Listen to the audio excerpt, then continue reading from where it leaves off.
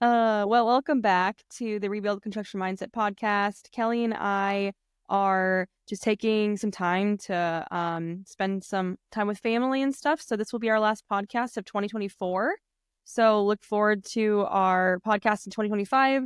We'll start posting those in January. If you have any ideas of what you want 2025 to look like, what kind of messages you want to hear, if you or someone you know might be interested in being on the podcast, please reach out. We are still planning our years, so we definitely have a lot of slots open.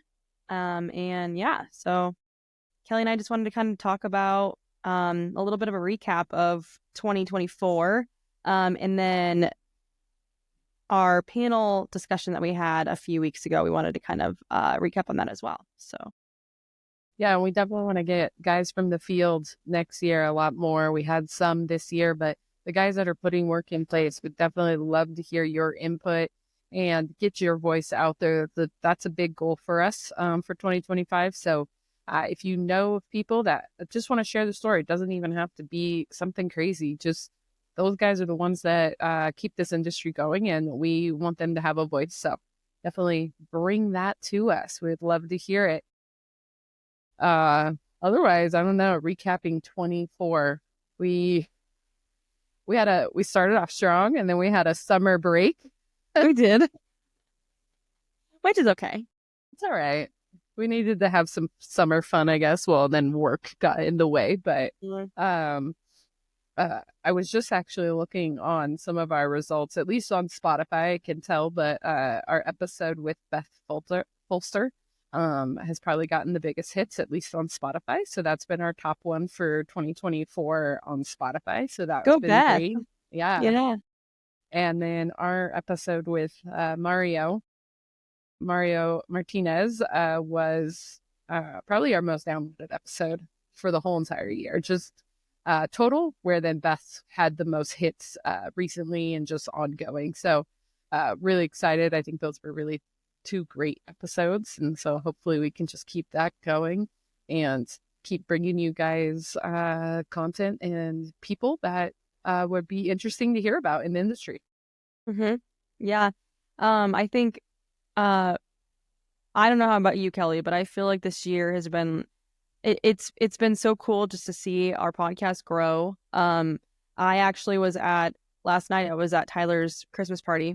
And obviously, part of it is the fact that we interviewed the regional manager for the Beck Group, so that probably helps. But I actually ran into some guy at the party who was like, "Yeah, I listen to your podcast and stuff," and I was like, "Oh, I've never met the guy before." And he like follows me on LinkedIn, and follows you on LinkedIn, and follows like our podcast on LinkedIn. And he like works for Beck. He's in the pre-con department. Tyler doesn't really know him, a whole lot. Like he knows him enough, but it was just cool to like meet someone who I didn't directly know that was still associated with the podcast in some way and that like listens to it. So that was pretty cool. You met a fan. Yeah, it was cool. I mean, again, like he probably just listened to the episode with Matt, but that's still like really cool that so I didn't really didn't get the chance to ask his feedback, but yeah, I guess that is cool to meet people that, like you said, aren't directly related to us telling them to listen to it, people that we know. So yeah, that's definitely a big thing. Yeah. It's like you were recognized in public. I know. Yeah, it was the first one. Which is and I was just telling you right before we started recording that one of the guys on our panel that we had December 3rd, so his name was Alan, and he works with Apollo Electric. No, Apollo Mechanical. Said that wrong. He was saying he started listening to it, and he was like, "Oh, that sounds really great," but he started listening to it. And so again, I think that's cool. Even just like we barely know him. I think we've met him twice at this point, and he was like, "Let's go, let's do it." So I think that's awesome that we have gotten more people. I think even on, at least again on Spotify, 7 countries total also. So where's the other one? Because I remembered like Canada and like I can't remember what the other ones were. How are they finding Uh, us is what I want to know. That's I it's so mean, cool. probably just some type of, however the algorithm is on Probably. Spotify somehow. I mean, mainly it's United States, but Yeah. as our top, obviously. And then I think our second is Canada. I think that leads to interviewing Gianluca and Angelo. That helped us connect to the Canadian construction Hmm. industry. I don't remember all the rest of them, but I think there was some Australia, maybe some like India, maybe some UK. I don't remember for sure. I'd have to go back and look. Uh, But I mean, that's something. It's yeah. something, and it's not a lot, but I think that was one of our goals.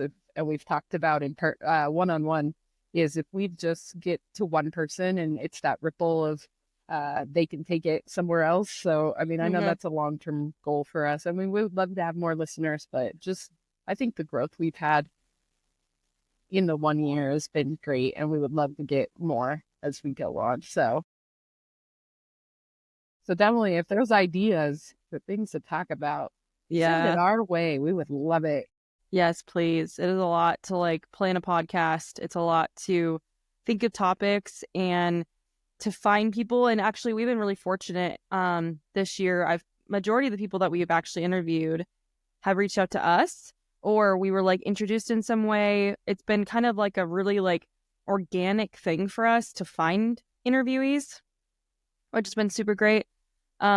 I definitely think, like Kelly mentioned, for 2025, our plan is to get more of the field because the whole reason, and if you didn't listen to our first podcast, please do so you can kind of hear our reasons why we decided to do this podcast. But one of the main reasons is because um, we wanted this to be able to be something that the field guys who typically don't get to go to events get to actually like listen to, and they can be educated on certain topics, and then also being able to like tell their story. So there's been a different like couple different things that we've done to make sure that we can basically reach the field.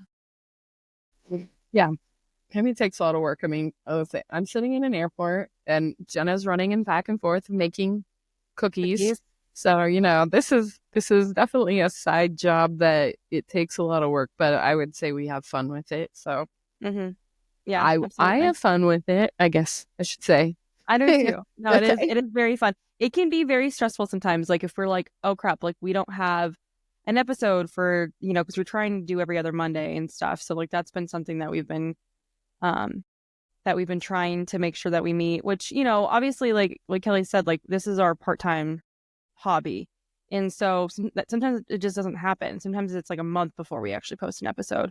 So I think one of our goals for 2025 is to be more consistent, but also to still give ourselves grace with like if we don't have like an episode to post, then we don't have an episode to post. We want to make sure that we're giving out the right kind of content and not just trying to fill the slot, which has been something that we've also talked about a lot. And we had a recent panel discussion that we were gonna we intended on posting onto the podcast, but we basically paired with the Lean Construction Institute. Kelly and I are both on the COP. Actually, she is now like the leader, and I'm like the vice leader. I think that's the right terms for that, right?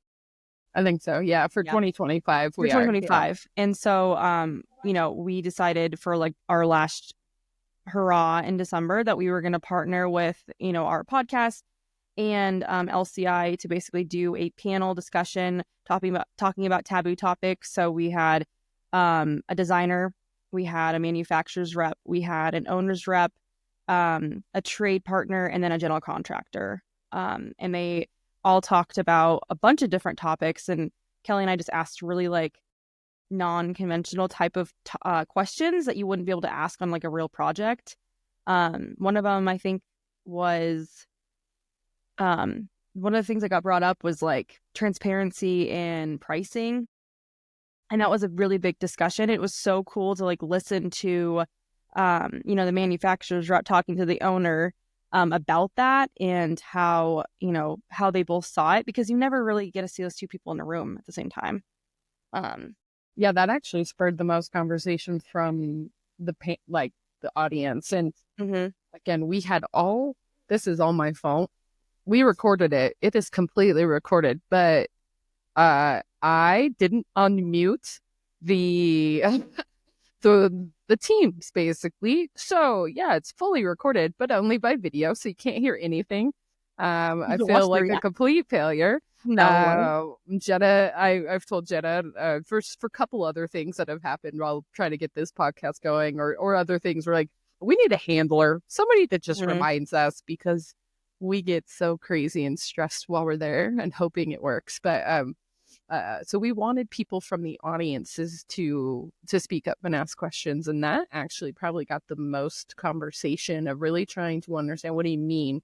And when the vendor provides price to the designer, well, that's usually, on a typical project, that could be a year or 2 years, depending on where you are in the project, before the trade partner is brought on.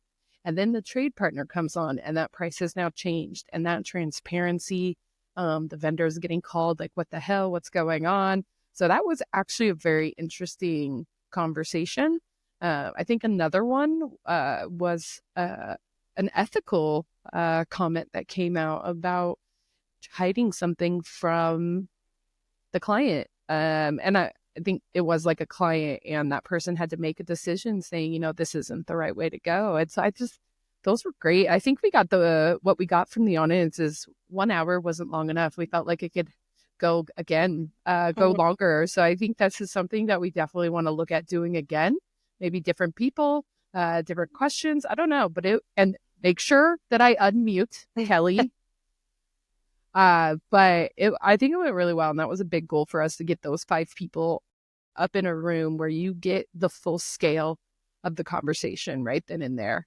So Mhm. it was awesome. We were so nervous, I Yeah. would say, because we didn't know what was going to happen, but it went over really well. I think we got a lot of, what was it, owners? A lot of owners reps We in had the a lot room. of That was owners. probably the most we've ever had, Yep. just for a lean construction event in our Colorado area, at least in the last year or so. But it was just shocking. I was like, it really, it spoke to people, and that, I would say, makes me excited to find more things that speak to people, at least on this podcast. I totally agree. Yeah, I think it was just cool just to see them interact. It was actually kind of funny. One of the comments that the trade partner Alan, he's on the LCI COP with us too. We were just talking about him earlier. He like said something about, I can't remember exactly like how he said it, but he basically was like, well, if the designer did this differently or something like that, and like the interior designer Vega like snapped and like looked at him like offended. It was just funny because he didn't mean to offend her. And that was the whole reason we wanted to have this like panel anyway. It was because he didn't even realize what he was saying like would be offensive to her. And then she kind of like looked at him, and everyone laughed because it was just funny because like you don't have those kind of conversations with each other. And so everyone was being very like respectful but open and like transparent about how they actually felt.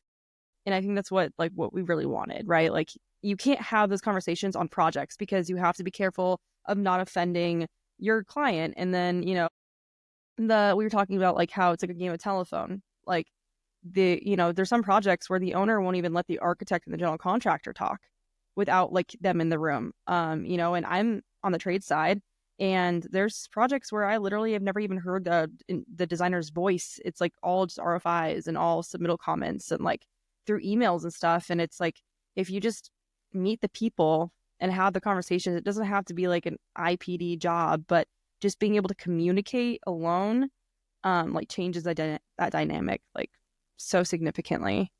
Um, so yeah, that was kind of what the panel discussion was mostly about, but We'll it was make really sure good.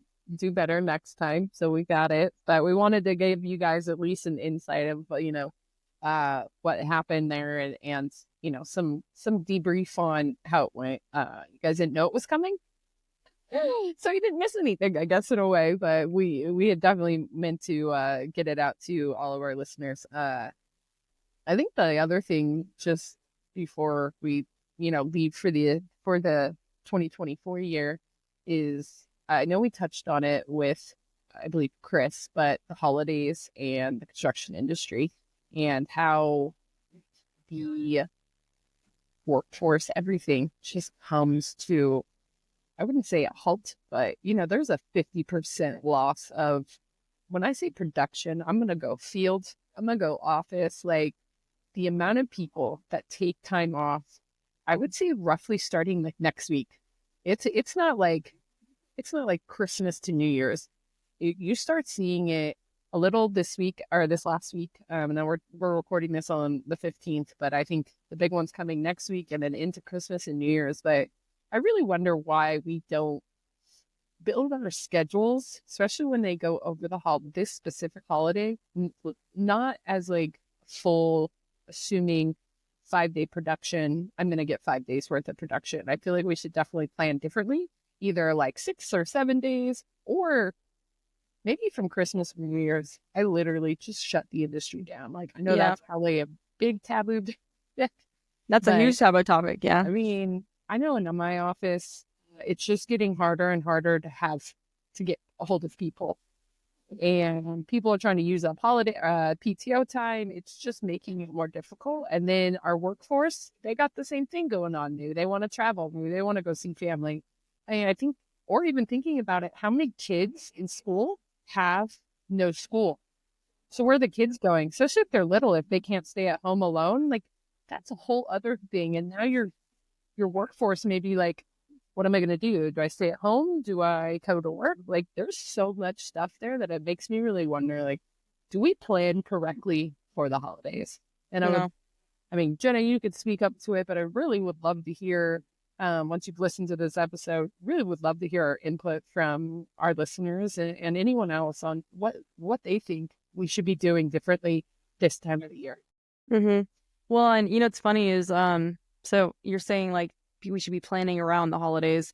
So one of our manufacturers, we kind of make a joke because like they are literally shut down. I'm not even kidding. Like shut down the entire week of Christmas and the entire week of New Year's. Like they take 2 weeks completely off. I don't know if they're not necessarily like off the whole time, but like they do not do any kind of like I think they like let all of their workers in their factory like be off for 2 weeks basically. And we always plan for that. So if we know that we're getting a delivery for cabinets after Christmas, we add 2 weeks to that lead time because we know that they're going to be closed right for those 2 weeks. And we're like, they're a very good like customer of ours. I mean, we've been working with them forever. And so they automatically like, they have a whole system where they tell us like when when we can expect deliveries for stuff after we've already like released the material. But we always plan for it. Like it's in their schedule. It's in our schedule. It's never a surprise. It's every year, the same time of year, like they're off. And it doesn't change anything for us. It's not like, unless you're like a not really good planner and you don't realize that you should have released it, right? And then you're like, at that point, that's on you. Like you didn't release stuff earlier than you should have. That's on you, regardless. But something that I have actually noticed more so, like I feel like with the holidays, is that it's kind of the time where some of these like projects take advantage of like the kids being, for example, like at schools and stuff, they take advantage of kids being off. And so change order work, or like if it's a new school that was built previously and there's kids in the school, they take advantage of this time because it's like their winter break to get change order work done. But then it's like, okay, well, we also have like guys that are taking PTO, women in the field that are taking PTO. And it just makes it like this really difficult thing to manage, like the manpower side, because, we can't tell them, no, you can't take time off. But if we desperately need like certain manpower for a project, then maybe we would have to ask for that. But, I would be curious to know what the field feels in this, how they feel during this time of year. That's great. You guys plan around it. But when an owner is expecting a due date and the general contractor is building that schedule, how many times are we really going in and adjusting? I know like in Primavera, you can do different schedule holiday like templates. So your schedule's broken up that way. Do we have like a Christmas time adjustment? I don't know. Does anyone do that? Because there is for sure some type of production loss in that time. There has to be. I just assume there is, just from my experience of I've got half my crew and then I'm being yelled at, like, where is everybody? I'm like, they're on vacation. Like, I don't know what to tell you. So I also go, great, you're doing that from the back end or the bottom, but are we doing it from the front end too? I think that's a great thing to ask some more questions about. Do we plan for this time? I mean, if you really, from Thanksgiving to New Year, do we plan accordingly for our construction schedules? And that's where I'd be like, love to hear from other people, because maybe some do, maybe others don't, but I don't think we take the time to really figure it out. I know a couple holiday, Christmas to New Year weeks that I've worked, that's when for some reason everything wants to go to shit. And they're like, call this person. I'm like, I did, but they're not there. We'll call someone else. I'm like, every person I call is like gone and I don't know what else to do. Like, it gets to that point. So what should we do differently? That's what Mm-hmm. I would leave it as. What should we do differently? Or what are you doing differently to set your jobs up for success during this time? Well, and that's the problem. And I mean, it goes back to the problem. Like one of the main issues with our industry in general is that, we are more of a reactive industry than we ever are a proactive industry. And that's just how it's always been. And unfortunately, like it hasn't really gotten any better. And even with all of the different lean tools and people trying to push that, but there's just so many people and there's so many different companies and that do different things. Like I feel like there is a huge lack of planning on everyone's part. I mean, from the owner all the way down to the manufacturer, like there's always like a lack of planning, like all around. So, I mean, I agree. I think if we made it an industry standard that, yeah, we plan around this time of year, then it would be a lot easier for people to take PTO. And, and that's another problem too, is that, unfortunately in our industry as well, like it's not like one of those kind of industries where like, if the PM goes on vacation, right? Like maybe the PE can do some of the stuff to like fill in the slots, but like, I mean, that person like is needed for whatever, right? There's certain tasks that they have to do. Same thing with like superintendents on the job site. The superintendents on PTO, there's not really anyone to really fill their slot unless you have like an assistant superintendent, right? Like unless you have like people underneath you, but even then, like they might be taking the same time off. And then at that point, it's like, are you guys fighting to take PTO? Like, why are we even having that be a situation too? You know what I mean? Like people not being able to take the time off that they deserve because someone else got on the PTO calendar first, or seniority took, precedence or whatever. So I don't know. I mean, I do think that we have a lot of work to do when it comes to that stuff.